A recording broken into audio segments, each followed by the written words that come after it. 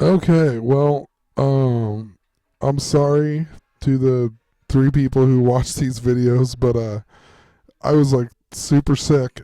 Um, I think I had strep throat. This is the worst I've ever felt in my life, and I have, well, maybe not, but have friggin' had no energy to do anything. So I got a ton of information that I want to put out. Um, anyway, for whatever the reason, I was thinking of this at work, and it's a really short video here, but this is the town I'm from.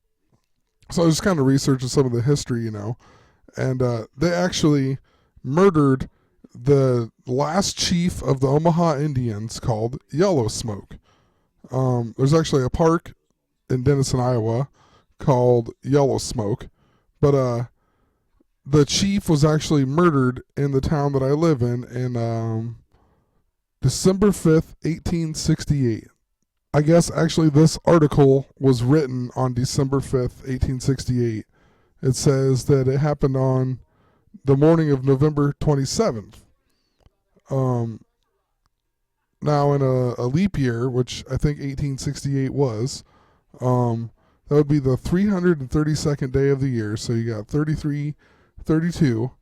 But if you just kind of read through here, the thing I found the most interesting, if you don't think that the Masons have some type of influence on this world, um, it's crazy just reading this old article. I mean, from the 1800s here. Um, Basically, what the article says is that the chief was a good gambler, and he went to the town, and there was people there, and they must have they. Well, let me find it here.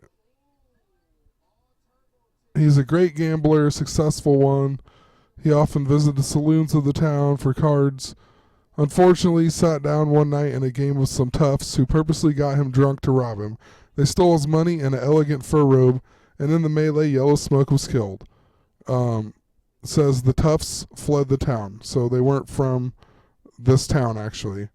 Um, and then his all of his tribe, the tribe found out that he was murdered or whatever.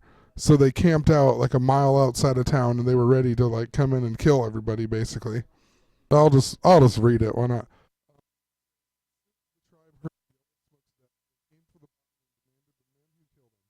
The body was took away and buried, and sent word to the town authorities that they wanted the men who had killed their chief. There were 400 bucks in the Indian camp, armed to the teeth, and as Dunlap had only about 500 inhabitants all told, things began to look a little dubious. The authorities sent back word, which was the truth, that the men who killed Yellow Smoke were not residents of the place and had fled the town.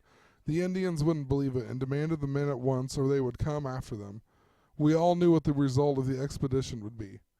A committee of which I was a member from the lodge visited the Indian camp to try and appease them and assure them that the men had left. At the suggestion of one of the members, we dressed in our Masonic regalia. What a fortunate suggestion! To the astonishment to the astonishment of all of us, the Indians on our approach greeted us with Masonic signs and assured us they would believe what we had told them.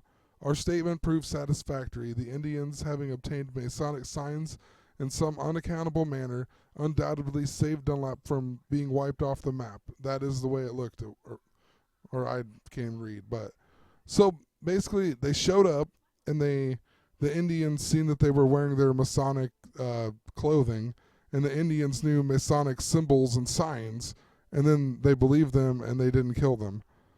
That's really interesting to me.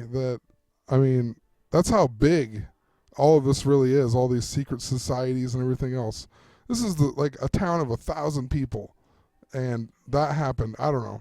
Found that interesting. Gonna make this super short and sweet, but definitely, definitely found that interesting. That it's a small town.